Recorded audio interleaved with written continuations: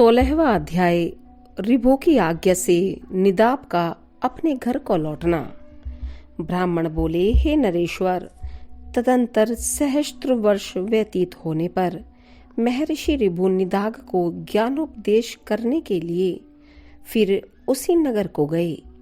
वहां पहुंचने पर उन्होंने देखा कि वहां का राजा बहुत सी सेना आदि के साथ बड़ी धूमधाम से नगर में प्रवेश कर रहा है और वन से कुशा तथा समिध लेकर आया हुआ महाबाग निदाग जन समूह से हटकर भूखा प्यासा दूर खड़ा है। निदाग को देखकर रिभु उसके निकट गए और उसका अभिवादन करके बोले, हे द्विज, यहाँ एकांत में आप कैसे खड़े हैं? निदाग बोले, हे विप्रवर, आज इस अति रमणीक नगर में राजा जाना चाहता है, सो मार्ग में बड़ी भीड़ हो रही है, इसलिए मैं यहाँ खड़ा हूँ। रिभु बोले, हे द्विजश्रेष्ठ, मालूम होता है आप यहाँ की सब बातें जानते हैं, अतः कहिए इनमें राजा कौन है और अन्य पुरुष कौन है? निदाग बोले, यह जो पर्वत के समान ऊंचे मत गजराज पर चढ़ा हुआ है वही राजा है तथा दूसरे लोग परिजन हैं। रिभु बोले, आपने राजा और गज दोनों एक साथ ही दिखाए, किंतु उन दोनों के पृथक पृथक विशेष चिन्ह अथवा लक्षण नहीं बतलाए। अतः हे महाभाग, इन दोनों में क्या क्या विशेषताएं हैं यह बतलाइए। मैं यह जानना चाहता हूँ कि इनमें कौन राजा है और कौन गज है। निदाग बोले, इनमें जो नीचे है वह गज है और उसके ऊपर राजा है। हे द्विज, इन दोनों का बाह्य वाहक संबंध है, इस बात को कौन नहीं जानता? रिभु बोले, ठीक है, किंतु हे ब्राह्मण, मुझे इस प्रकार समझाइए जिससे मैं यह जान सकूं कि नीचे इस शब्द का वाच्य क्या है और ऊपर किसे कहते हैं।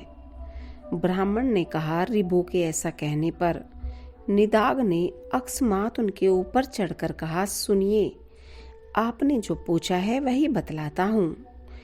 इस समय राजा की भांति मैं तो ऊपर हूँ और गज की भांति आप नीचे हैं। हे ब्राह्मण, आपको समझाने के लिए ही मैंने यह दृष्टांत दिखलाया है।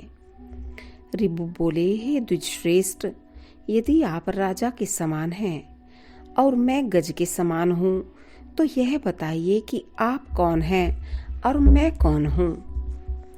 ब्राह्मण ने कहा, रिभु के ऐसा कहने पर निदाग ने तुरंत ही उनके दोनों चरण पकड़ लिए और कहा, निश्चय ही आप आचार्य चरण महर्षि रिभु हैं।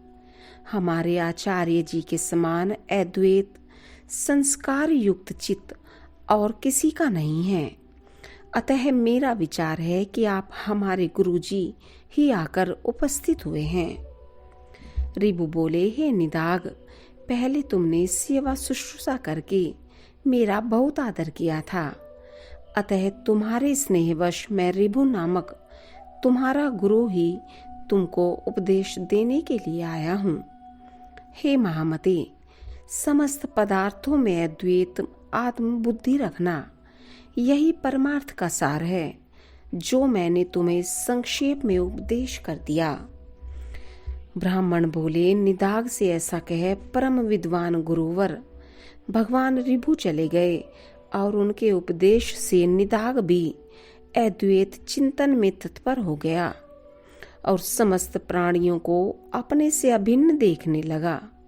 हे धर्मज्ञ, हे पृथ्वीपते, जिस प्रकार उस ब्रह्मपरायण ब्राह्मण ने परम मोक्ष पद प्राप्त किया, उसी प्रकार तू भी आत्मा, शत्रु और मित्र आदि में समान भाव रखकर अपने को सर्वगत जानता हुआ मुक्ति लाभ कर। जिस प्रकार एक ही आकाश श्वेत नील आदि भेदों वाला दिखाई देता है, उसी प्रकार भ्रांत दृष्टियों को एक ही आत्मा पृथक पृथक दिखता है। इन संसार में जो कुछ है वह सब एक आत्मा ही है, और वह अविनाशी है, उससे अतिरिक्त और कुछ भी नहीं है। मैं, तू और ये सब आत्मस्वरूप ही हैं, अतः भेद ज्ञान रूप मोह को छोड़। श्री पराशर जी बोले, उनके ऐसा कहने पर सो वीरराज ने परमार्थ दृष्टि का आश्रय लेकर भेद बुद्धि को छोड़ दिया और वे जाति स्मर ब्राह्मण श्रेष्ठ भी बोध युक्त होने से उसी जन्म में मुक्त हो गए।